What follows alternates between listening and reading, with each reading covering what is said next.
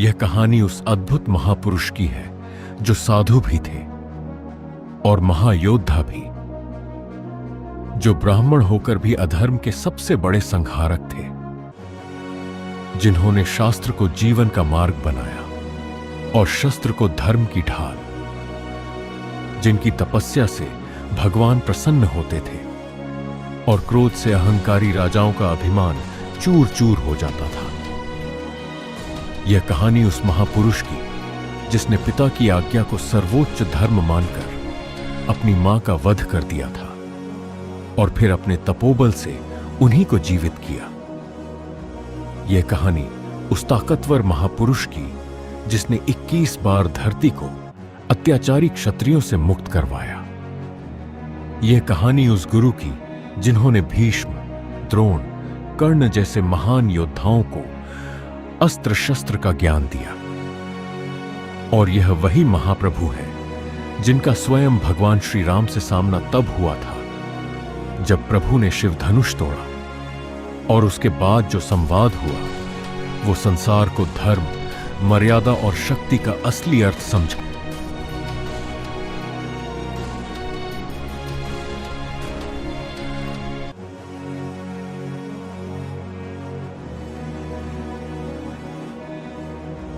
यह कहानी उस अद्भुत महापुरुष की है जो साधु भी थे और महायोद्धा भी, जो ब्राह्मण होकर भी अधर्म के सबसे बड़े संहारक थे, जिन्होंने शास्त्र को जीवन का मार्ग बनाया और शस्त्र को धर्म की ढाल, जिनकी तपस्या से भगवान प्रसन्न होते थे और क्रोध से अहंकारी राजाओं का अभिमान चूर चूर हो जाता था।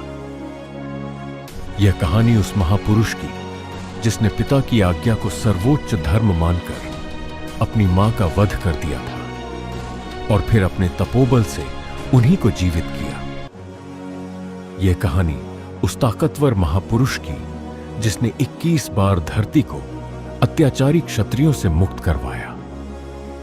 यह कहानी उस गुरु की जिन्होंने भीष्म, द्रोण, कर्ण जैसे महान योद्धाओं को अस्त्र शस्त्र का ज्ञान दिया।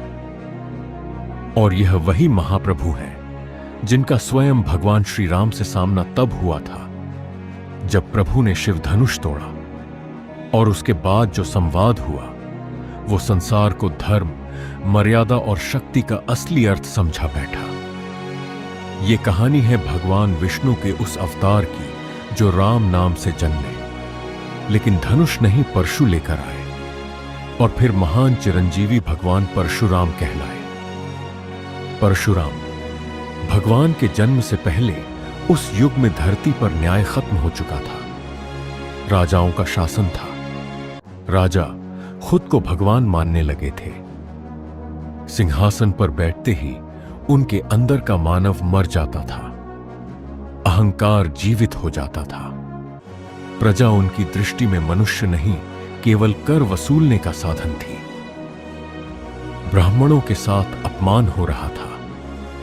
क्षत्रिय भूल चुके थे कि अस्त्र रक्षा के लिए मिले हैं, जबकि वह अत्याचार कर रहे थे।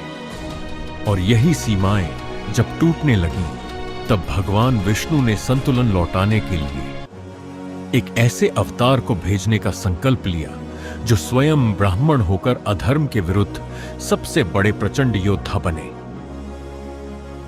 परशुराम। भगवान के जन्म की बात की जाए तो हिमालय की तराई में भृगुवंश के महर्षि जमदग्नि का आश्रम तप का स्थान नहीं था।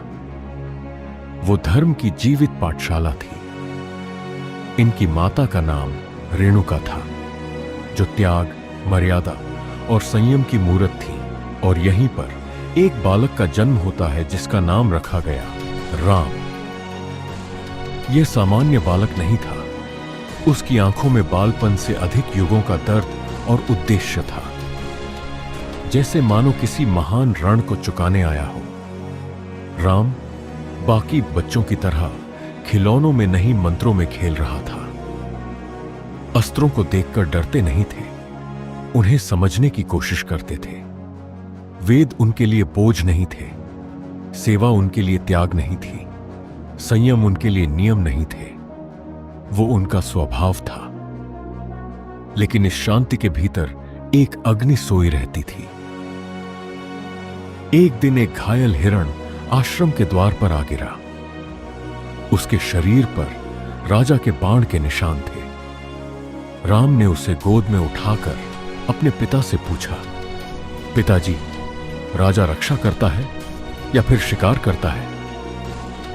उस दिन महर्षि खामोश रह गए, क्योंकि उन्हें दिखने लगा कि यह बालक भविष्य में केवल प्रश्न नहीं करेगा, उत्तर भी स्वयं बनेगा।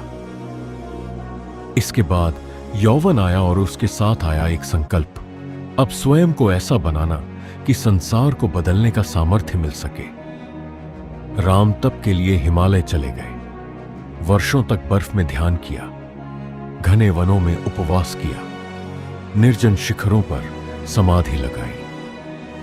उनका शरीर तप में गलता रहा, लेकिन भीतर की चेतना और ज्यादा तेजस्वी होती गई। उनकी तपस्या से तीनों लोग कांपने लगे और अंततः स्वयं महादेव प्रकट हुए। भगवान शिव ने प्रसन्न होकर उन्हें दिव्य परशु प्रदान किया और उसी क्षण राम बन गए परशुराम, साधु जो अब अन्याय के विरुद्ध अस्त्र उठाने वाला था। समय बीतता गया। फिर एक दिन ऐसा आया जब धर्म और हृदय आमने सामने खड़े हो गए। माता रेणुका जब ध्यान कर रही थी तो एक क्षण का ध्यान भंग हुआ, जिसे ऋषि ने अपने तपोबल से देख लिया। तपस्वी जीवन में यह अपराध माना जाता है। क्रोध में भरकर उन्होंने अपने पुत्रों को आदेश दिया कि वे अपनी माता का वध कर दें। चारों बड़े पुत्र भय से कांप उठे। कोई भी आगे नहीं बढ़ा, किसी के हाथ भी अस्त्र नहीं उठा पाए। तभी परशुराम आगे बढ़े और रोते हुए हृदय से, कांपती हुई आत्मा से पिता की आज्ञा को सर्वोच्च धर्म मानकर बिना कोई प्रश्न किए परशु उठाकर एक ही क्षण में अपनी माता का वध कर दिया। उस क्षण केवल आश्रम नहीं बल्कि संपूर्ण सृष्टि स्तब्ध रह गई थी।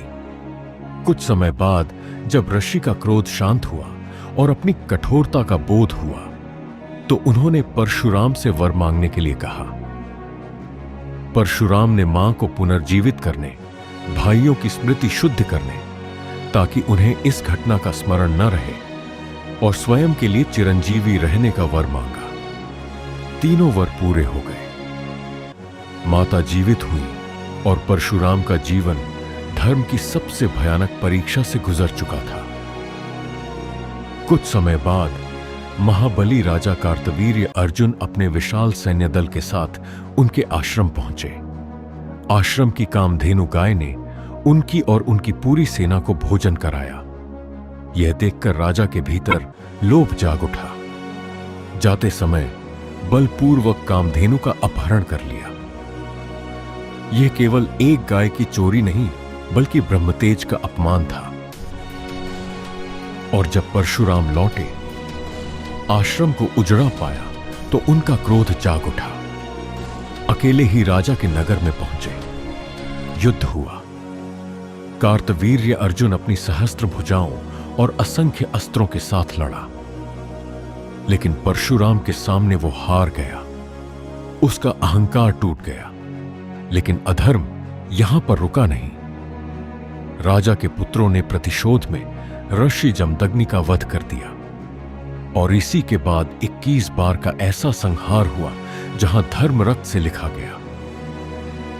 जब परशुराम ने अपने पिता का रक्त से सना निर्जीव शरीर देखा, तब उनका शोक ज्वालामुखी की तरह फट पड़ा। उनकी आंखों में आंसू नहीं, अग्नि थी। उसी क्षण उन्होंने धरती को स्पर्श कर भयानक प्रतिज्ञा ली कि वह 21 बार धरती को इन अत्याचारी क्षत्रियों से मुक्त करेंगे। यह कोई व्यक्तिगत बदला नहीं था, यह अधर्म के विरुद्ध घोषित युद्ध था। इसके बाद जो आरंभ हुआ वह केवल युद्धों की श्रृंखला नहीं, वह धर्म का महाअभियान था। परशुराम जहां जाते पहले चेतावनी देते, राजाओं को उनके कर्तव्य का स्मरण कराते। जो सुधर जाते वो बच जाते, जो अहंकार को अपना ईश्वर मानते उनका अंत निश्चित हो जाता। 21 बार धरती रक्त से धुली, 21 बार सिंहासन टूटे, 21 बार अत्याचार के वंश नष्ट हुए। पर प्रत्येक युद्ध के बाद परशुराम का क्रोध बाहर कम और भीतर गहरा होता चला गया। उनकी तपस्या और ज्यादा प्रखर होती चली गई। युद्धों का वो युग जब थमा, तब धरती ने पहली बार चैन की सांस ली। तब परशुराम ने अपने अस्त्र त्याग दिए और महेंद्रगिरी पर्वत की ओर प्रस्थान कर लिया। स्वयं को मौन, ध्यान और साधना में पूर्ण समर्पित कर दिया। समय के साथ उनका दूसरा रूप भी प्रकट हुआ, जो था गुरु का रूप। वहीं परशुराम, जिन्हें संसार ने संहारक के तौर पर देखा था, अब वो ज्ञान का समुद्र बन गए थे। वहीं उनसे शिक्षा लेने आए देवव्रत, जिन्हें आगे चलकर संसार ने भीष्म पितामह के नाम से जाना। भीष्म, जो त्याग में ढले हुए तीर थे। भीष्म जब उनके पास आए तो उनके भीतर राजकुमार का वैभव था, लेकिन संत का बीज बोया था। परशुराम ने उन्हें धनुष उठाना सिखाया, पर उससे पहले उनका अहंकार गिरवाया। वर्षों की साधना के बाद वही देवव्रत संसार में भीष्म कहलाए। एक ऐसा योद्धा जिसने युद्ध को जीतने से अधिक व्रत निभाने को चुना। परशुराम उन्हें देखते और भीतर ही भीतर जानते कि यह उनका शिष्य है। वो शिष्य जिसमें संहार नहीं, नियंत्रण सबसे बड़ा शस्त्र बना है। उनके ही एक और शिष्य थे, गुरु द्रोण, विद्या के सबसे तेज बाण। द्रोण, जिनकी आंखों में भूख थी, लेकिन सिंहासन की नहीं, विद्या की। परशुराम ने उन्हें वो सिखाया जो केवल शस्त्र चलाना नहीं होता। उन्होंने उन्हें युद्ध का दर्शन दिया, नियम दिए, मर्यादा दी। द्रोण ने शस्त्र को अनुशासन में बांधना सीखा और वही आगे चलकर गुरुओं के गुरु बने। परशुराम जानते थे कि यह शिष्य युद्ध में नियम ला सकता है, पर युद्ध को रोक नहीं सकता। उनके एक और शिष्य थे, कर्ण, जो करुणा की सबसे बड़ी परीक्षा थे। कर्ण, जिसके भीतर अपमान की आग और दान की धारा एक साथ बह रही थी। वो कर्ण, जो ब्राह्मण बनकर परशुराम के पास पहुंचे। परशुराम जी ने उनमें केवल झूठ नहीं देखा, उन्होंने वो पीड़ा देखी जो किसी भी योद्धा को महान बना सकती है। उन्होंने उसे वो सभी दिव्य अस्त्र सिखाए जिनकी छाया से बड़े बड़े राजा कांपते थे। पर जब सत्य सामने आया तो गुरु का धर्म जाग उठा। कर्ण के छल से अधिक परशुराम जी को अपने भीतर उठते प्रश्न ने तोड़ा कि क्या प्रतिभा का कोई कुल होता है। लेकिन उन्होंने शिष्य को दंड दिया, प्रतिशोध से नहीं, विवशता से। वो श्राप किसी क्रोध का विस्फोट नहीं था, वो उस गुरु की टूटन थी जो सत्य से 1 इंच भी समझौता नहीं कर सकता था। परशुराम जी की कहानी में शिवधनुष का टूटना भी एक महत्वपूर्ण घटना है। समय आगे बढ़ता चला गया, युग बदलने लगा। एक दिन वो क्षण आया जिसका कंपन तीनों लोकों में गूंजा। जनकपुरी में शिव धनुष टूट चुका था। उस धनुष को वही तोड़ सकता था जिसमें स्वयं नारायण का बल हो। परशुराम वहां पहुंचे। लक्ष्मण और परशुराम जी के बीच तीखे वचनों का आदान प्रदान हुआ। क्षण भर को ऐसा लगा जैसे एक बार फिर युद्ध जन्म लेने वाला है। परंतु जब परशुराम ने श्री राम को देखा तो उनकी आंखों में वही शांति, वही करुणा और वही मर्यादा थी जिससे वह समझ गए कि सामने स्वयं भगवान विष्णु के ही अवतार खड़े हैं। उनका क्रोध शांत हुआ और अपना दिव्य धनुष भगवान श्री राम को सौंप दिया। यह केवल अस्त्र का हस्तांतरण नहीं था, बल्कि युग का उत्तराधिकार भी था। इसके बाद परशुराम जी फिर से लोक से दूर हो गए, पर उनका प्रभाव लोक से कभी दूर नहीं हुआ। महाभारत का युग आया। पृथ्वी फिर धर्म और अधर्म के महासंग्राम की तरफ बढ़ने लगी। उसी समय उनके शिष्यों ने इतिहास रचना शुरू किया।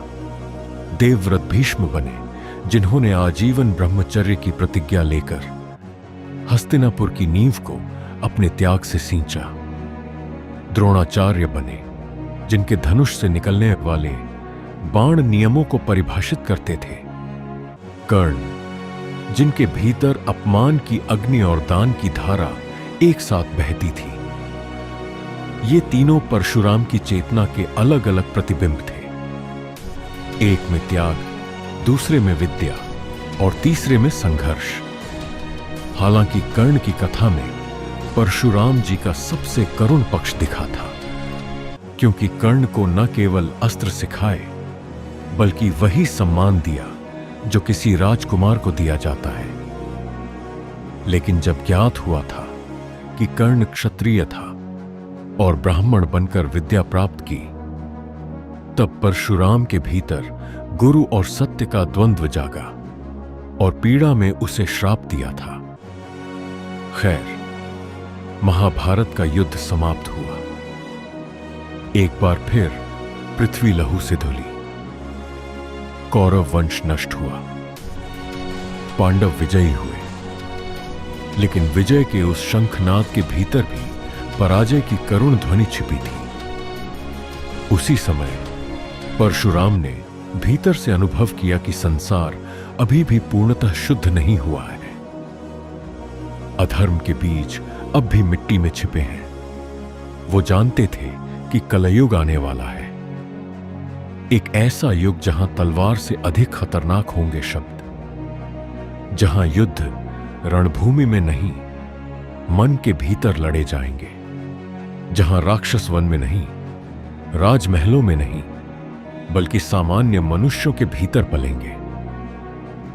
और यहीं से अंतिम तैयारी शुरू होगी कल की और उनके गुरु की। और इसीलिए शास्त्रों में कहा गया है कि परशुराम जी चिरंजीवी हैं।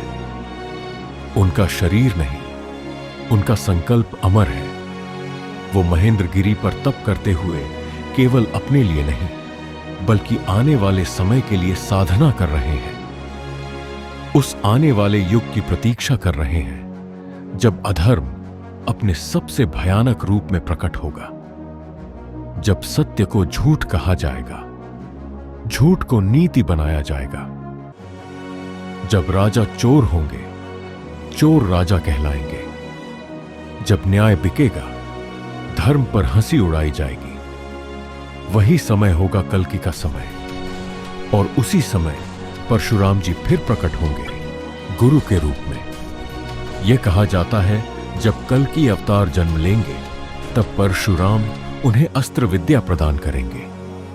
यह केवल शस्त्रों की शिक्षा नहीं होगी, उस चेतना की दीक्षा होगी जो संहार को भी करुणा से जोड़ती है। उस दिन परशुराम का परशु फिर उठेगा, लेकिन वह किसी एक राजा के लिए नहीं, पूरे युग के लिए उठेगा। यह अंतिम शुद्धिकरण होगा और उसके बाद कोई नया अधर्म नहीं जन्म लेगा। परशुराम जी का जीवन हमें सिखाता है कि धर्म केवल क्षमा का नाम नहीं होता, कभी कभी उसे अन्याय के विरुद्ध खड़ा करना पड़ता है। वे बताते हैं कि क्रोध बुरा नहीं है, बुरा होता है उसका कारण। जब क्रोध स्वार्थ से आता है तो वह विनाश करता है, और जब वही क्रोध धर्म से आता है तो समाज की रक्षा करता है। परशुराम उस बेटे की कहानी है जिसने पिता की आज्ञा के आगे हृदय भी त्याग दिया। वह उस गुरु का रूप है जिसने शिष्य के झूठ के आगे सत्य को नहीं छोड़ा। वह उस योद्धा की पहचान है जो जीतकर भी घमंड नहीं करता, बल्कि मौन को अपनाता है। और वह संत की आत्मा है जो संसार से दूर रहकर भी संसार के लिए जीता है। परशुराम केवल पुराने समय की कथा नहीं, वे हर दौर की चेतावनी है। जब भी शक्तिशाली कमजोर को दबाता है, जब भी सच को झुकाया जाता है, तब उनका विचार हमें याद दिलाता है कि अन्याय चाहे कितना भी बड़ा क्यों ना हो, उसका अंत तय है। वह हमें समझाते हैं कि इंसान के भीतर शांति और साहस दोनों साथ रह सकते हैं। जीवन का सही रास्ता सिर्फ युद्ध या त्याग नहीं, बल्कि दोनों के बीच का संतुलन है। जहां जरूरत हो वहां मौन हो, और जहां जरूरत हो वहां शस्त्र उठे। और इसी कारण परशुराम कभी खत्म नहीं होते। वह विचार बनकर आज भी जीवित है। जब जब कोई अकेला होकर सच के लिए खड़ा होता है, जब कोई अपनी सुविधा छोड़कर निर्बल का साथ देता है, उसी क्षण किसी न किसी रूप में भगवान परशुराम एक बार फिर प्रकट हो जाते हैं। यह कहानी भगवान परशुराम की है। इस कहानी को देखते वक्त हमारी आपसे गुजारिश है कि अगर यह कहानी पूरी आपने सुनी है तो हमारे चैनल से भी जुड़िएगा। इस रिश्ते को और मजबूत कीजिएगा। यह कहानी कैसी लगी उस बारे में आप टिप्पणी कर सकते हैं। कोई और किस्सा कहानी आपको सुनना हो तो उसे भी आप कमेंट सेक्शन में लिख सकते हैं।